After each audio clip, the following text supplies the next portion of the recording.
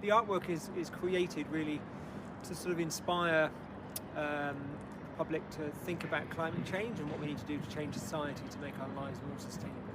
We should divest all our investments. So things like the university, we're finding out where their money for their pensions are invested. Are they investing in fossil fuels, for instance?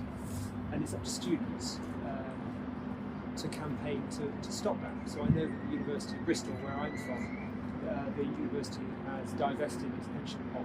They might have 500 million quid stashed away in pensions. But if they're investing in fossil fuels, that's not justified. We have to reduce our emissions really quickly if we're to turn the tide on those emissions and reduce them, to reduce that heating. And the problem is, with climate change, there are various tipping points. So like when all the ice has melted on the poles, the water levels will rise. There's a chance that like the jet stream might stop.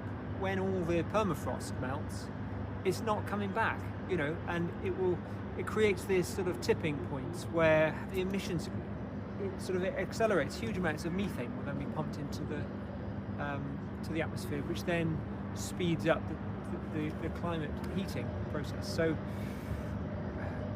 we're not really doing enough. Society isn't really doing enough. And COP26, when all those politicians came together, if you added up all those pledges, it was not enough to turn the tide on climate change. So